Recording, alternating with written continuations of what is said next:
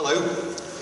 Thank you very much for inviting me, and it's been some wonderful stuff. There's a favourite singer of mine, Gillian Welch, talks about how she wishes she could be in a rock and roll band, and I have that feeling I want to be in a string quartet, and everybody else feels that as well.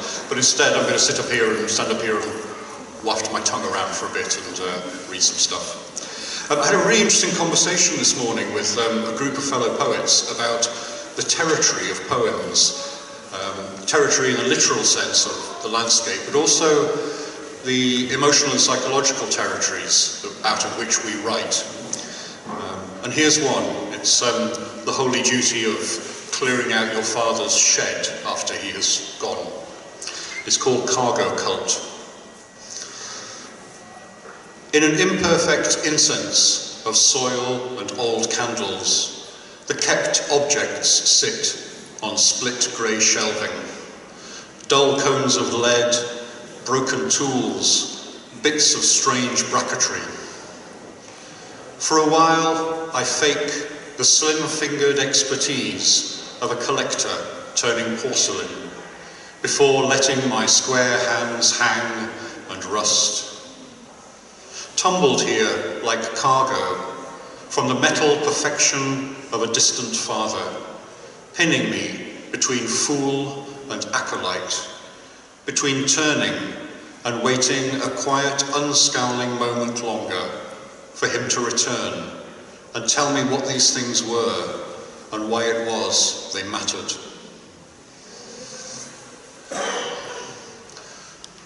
As I've done a son to father poem, I'll flip that and do a father to son poem. I suppose the territory here is the journeys you make immediately after some significant event. In this case, the birth of my son. And I should say that this is a commissioned poem, commissioned by my mother. And my mother told me, you should write a poem for Nathaniel's naming ceremony, but not one of your usual ones. By which she meant, I think, something openly emotional. And so the poem is obviously about the resistance of emotion and resistance of sentiment, but not really. It's called That Hour. In that hour after you were born, I walked out in a new wool coat, too thin for the cold, and surely that is why I trembled. In that hour after you were born, I was a ghost in the dark and silent town, the frozen pavements narrow as tightropes, and surely that is why I trod more lightly, as if dancing. In that hour after you were born, I let the smoke of a dry tobacco curl down a throat made raw by winter, and surely that is why each breath I took out my heart. In that hour after you were born, I entertained a pre-dawn drunk in an empty bus station. He had no son, and surely that is why I shared with him the fragment that I knew. In that hour after you were born, I slumbered in a small, slow bus. My eyelids fell, and surely that is why the dawn that rose around the sullen clump of Bosley cloud was like sunrise over Capri, or new light falling on a perfect stretch of Baltic shore. In that hour after you were born, I turned a key. And because a house left vacant for the night is always strange, the space beyond the opening door felt warmer, richer, changed.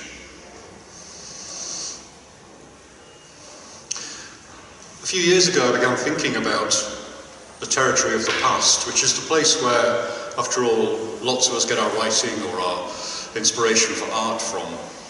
And we tend to sort of just use it as a sort of junk box that we pick things out of. And I began to think about, what does that whole landscape of the past look like to me? And I began to realise that it was a bit like a sort of world full of abandoned settlements.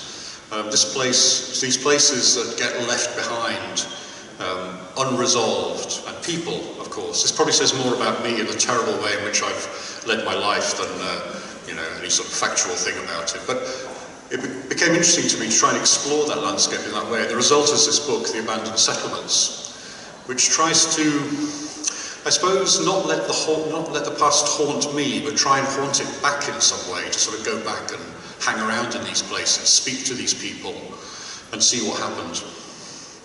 And I'm going to read a few poems from this as the main part of my reading. A sort of presiding spirit of the collection is a poem called Cardamon, which tries to explore this idea.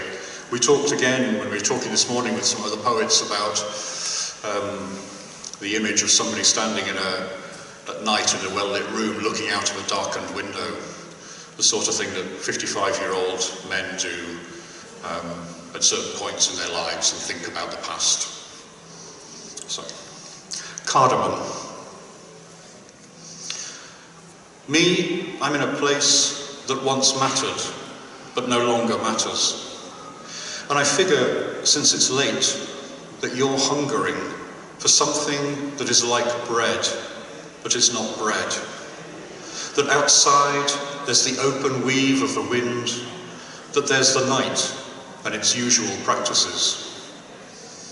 And I imagine that you've been reading, but it's the sort of reading that feels like inhaling rain. So you step out, and your shadow is lying long on the lawn, the flint of you is sparking, and bits of you are flying upwards, lodging in the night's lung. Yes, I'm in one of those places that once mattered, but no longer matter. Perhaps the alley bar at our back table, its scratches since sanded off and its surface newly varnished. Or the dry bowl of earth beneath a weeping willow, where we waited for the cold and marvelled when it came. And we know, you and I, that there are some losses, which are nothing more than a train slipping on an incline in icy weather, and that there are those which derail everything, blowing a hole in the house wall and leaving the wind to howl around an empty chair. So I'm in a place that once mattered, but no longer matters, and I'm not granted the space and time to sing you back. But I wondered if you too are biting down on me now, biting down as if on a split and softened pod of cardamom, on that bitter perfume, on that medicinal heat. You'll already get the impression it's a little bit of a melancholy collection, and indeed it is. One aspect of wanting to haunt the past back is that it gets a bit creepy.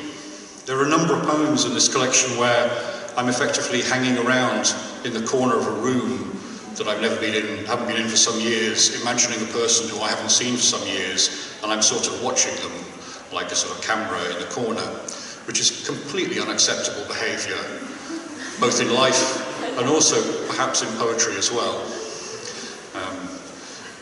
And I think I'll just read one of the milder examples of that so you don't think too badly of me.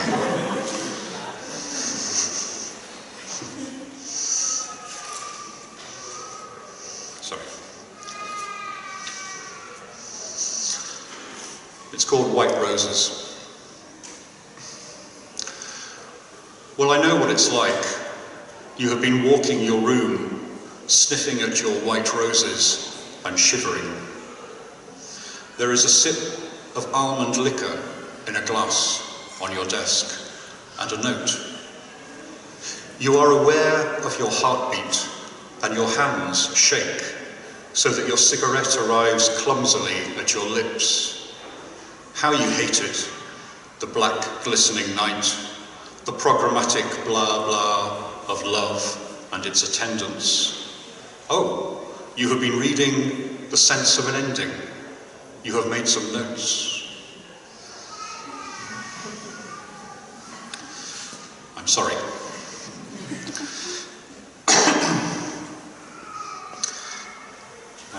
One thing that happens when you're rooting around in the past, you realise that there are people back there that you didn't really want to think much about. And here's one. Falling. He was the sort of boy who thought the world was his to eat. You could see how a girl might fall for that. He would scour away the trivial stuff with the acids of his mouth, the various forms of flesh, the vegetation, the soil and its underskin of rock, roll them into morsels with his tongue and wash them down with great draughts of sea. He would crack the mantle with those strong, crooked teeth and let the hot stuff gush into the declivities and sockets of his head. You could see how a girl might fall for that, watching the tense movement at his jawline, the glowing eyes, and with the plates cracked and the molten light shrivelling the lesser men, he would spit out clinker and fire. You could see how a girl might fall for that. And when he got there, to the dense ball at the core, to the place where the metals had sunk and gobstoppered themselves into a smoky, shiny marble, well, it was a weight to sit in his gut, and his alone, held by the bands of muscle beneath his faded shirt. You could see how a girl might fall for that.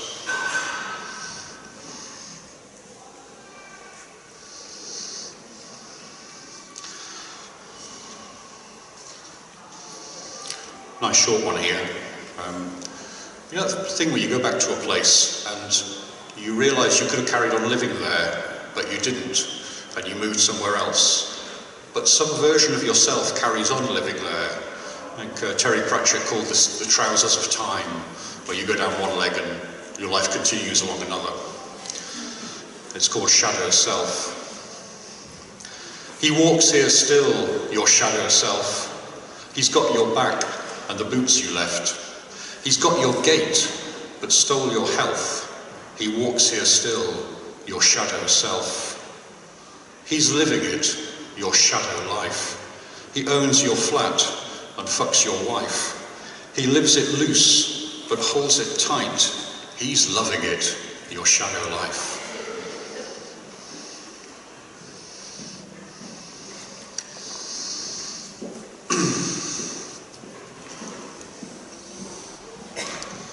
I'm afraid this poem contains the word fuck as well. I'm sorry, I didn't deliver enough to it. Right? I just hesitated, wondering, should I slip another poem in between to try and dilute the effect?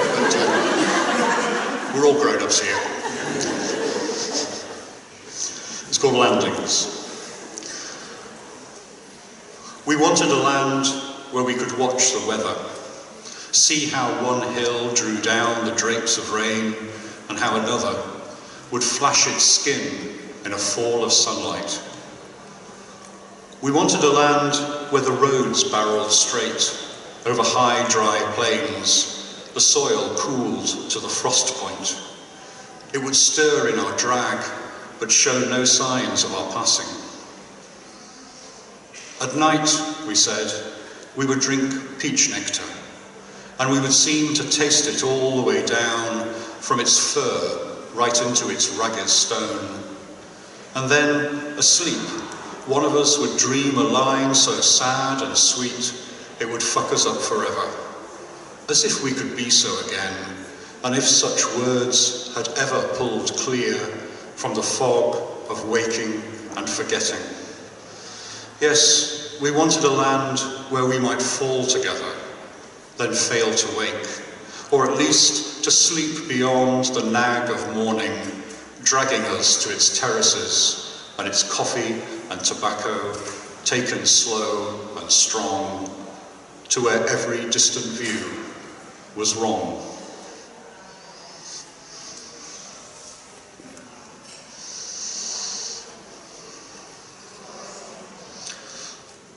Are there any librarians here in the audience? Ah, okay. We love librarians. Everybody loves a librarian. There's a slightly spooky librarian in this one, in a poem called Library. Library. I cannot recall how many times I made you drop me off there. The car would cool, and for a while it seemed that I wore your shadow like a hat brim. before pulling myself clear and shutting you off with the gentlest of clicks. I clattered up the steps of the marbled hallway like a handful of stones carried in a pocket. Inside, I fouled the mirrors, scuffed the skirting and the veneer of the attendant's empty desk. When I think of it now, it is as though I open one eye onto darkness. I sense you moving like knuckles across a fat hand. And out there, I think, a night librarian is restless. She runs a finger along my spine, my shelving.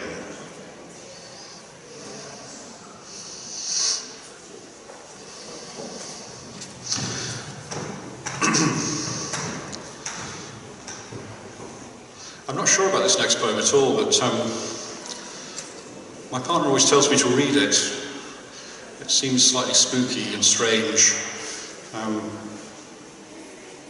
There's one word in this which you need to know, which is sisu, S-I-S-U, which is a Finnish word. It's the name of a truck, brand mark of a truck, but it also has a particular Finnish meaning of endurance, of carrying on despite everything. And this poem is called North. After that I'll read one more, and then I think we're probably about there. North. We stepped off the small plane into landing strip spindrift, glittering like coils of electric dust around our boots. Real flying, that, the man behind me said. You could feel it all. The air plucked out the heart. We adjusted our breathing and filed to the waiting truck, its fat nose trembling. Sisu, it said, sisu. So we endured its metal cave, our eyes on our toe caps. It took us to a clearing and to sips of something hot, cloudberry vapor rising, feet stamping, as we watched the final frieze being layered on a house built of ice.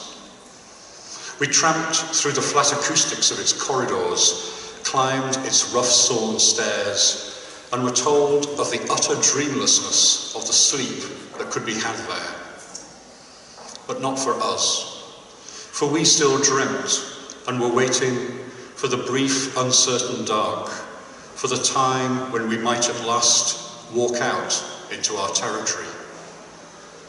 When it came, we each would carry the pocketed embers of our various loves. Each would bear a still glowing torch.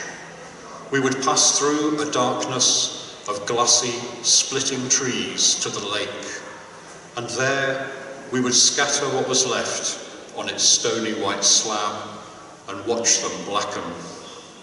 We would thrust our hot browns hard through the crust of the snows and extinguish them, and then lay ourselves down and watch the last rising of our warmth, our breath thinning as the cold took us, and in its merging it would remake that lying moon of yours.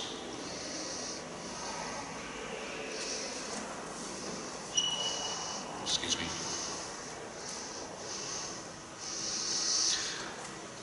As it's 4 o'clock, I'll read one more poem and then we'll finish. Yeah? I'd like to read the title poem from this collection. And as I said, I was thinking about abandoned settlements, those fascinating places around the world. And I kept thinking I was going to write some poems about actual abandoned settlements, but I never quite got round to it. They were all metaphorical. So in the final poem, which was the title poem, I decided to try and cram a few in. So the place names in here are abandoned settlements, those wonderful places around the world. But even then, the poem is not about them, it's about something else. I hope it explains itself. The abandoned settlements. Think of it like this. The spine you once caressed is the bony turf at Warham, the only thing left of the walls that held you, the hearth that warmed you. And there are still lights, they say, in a back room, in Meowley Street, Varussia, somewhere inside, beyond the bleached doorframe and hinge splintered by decades of wind. It's like that. It's like the sands where once you might have watched a lover coming wet and lovely towards you, undisturbed now and colonized by the shyest of creatures. It's the lone tower at Wilmersdonk, its bell gone and the church it served now flattened, its weeded roof level with the crane tops and high above the hollow bangs of containers setting down. It's the wiped out and the martyred. It's the places struck from all your maps, the signs torn down and the roads to nowhere blocked for good measure.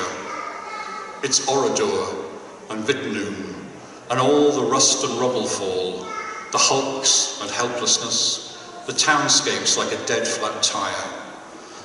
Think of how it twitches in our backbone, is seen dimly through the window at night, how it sets itself in high memorial above the utter transformation of our lives. Love, that is, for love exists and then is ruined and then persists. Thank you.